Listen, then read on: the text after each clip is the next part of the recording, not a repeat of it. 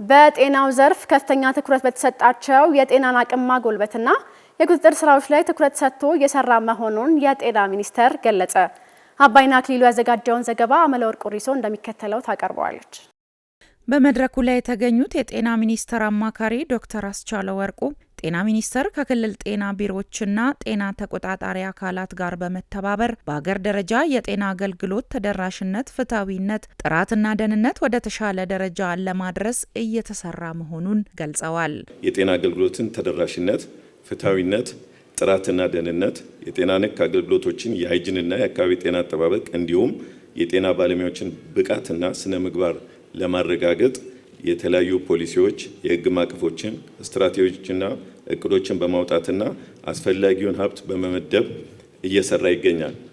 በዚህም መሰረት ለባለፉት በርካታ ዓመታት ሲያገለግል የነበረውና ወደ 40 ዓመት የቆየውን በአብዛኛው በመከላከል ላይ ያተኮረ የነበረውን ፖሊሲ መከላከልንም ማከምንም በመጨመር ተከልሷል። የሲዳማ ክልል ጤና ቢሮ ኃላፊ ዶክተር ሰላማዊት መንገሻ በሀገር ደረጃ የጤናና ጤና ነክ ጉዳዮች ተገምግመው መሻሻል ያለባቸው አካባቢዎች ላይ ትኩረት ተሰጥቶ በመሰራቱ በክልል ደረጃም ጥሩ ውጤት መምጣቱን ተናግረዋል። በተቋማት ደረጃ የሚሰጡ መደበኛ ሰርቪሶቻችን ሩቅ ሳንሄድ ከራሳችን እንጀምር ብለን ወደ ግሉ ብቻ ትኩረት ያደረገ ሳይሆን የመንግስት ተቋማት ላይ መጀመሪያ ሞዴል ሆነን መገኘት አለብን ብለን በተለያዩ ጊዜያቶች ውስጥ ከ2015 አጋማሽ ጀምሮ የተለየ አፕሮች በመጠቀም ጤናው ስራ ላይ ለውጥ ማምጣት ጀምረናል። ለውጥ ስናመጣ በተለይ ትኩረት የምናደርገው ሁሉንም ለማማከል አራቱንም ፒ ትኩረት ያደረገ ነው።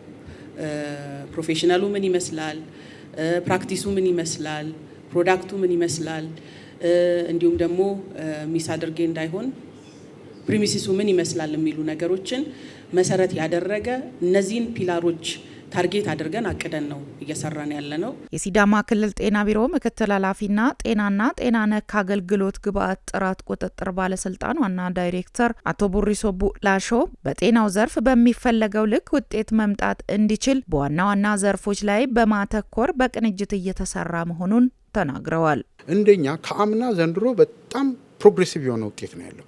ይሄ የሆነበት ምክንያት ምንድነው? አምና መጨረሻ ላይ ሆስፒታሎች ሙሉ በሙሉ ራሳቸውን እንዲያዩ ሬጉሌተሪ ወይንም ተቆጣጣሪ አካል መጥቶ አንተ እዚህ ነህ ብሎ ከመፈረጁ በፊት እሱ ራሱ መፈረጅ መቻል አለበት።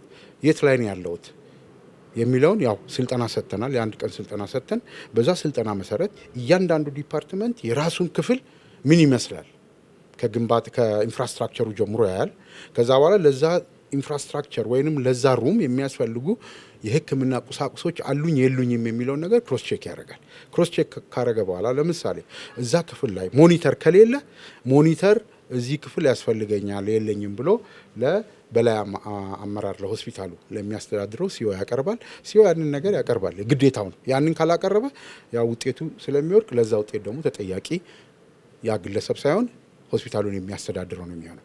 በእንደዚህ ሁኔታ ሆስፒታሎችን ኮምፒት ወደሚያደርጉበት ደረጃ ያስገባናቸው።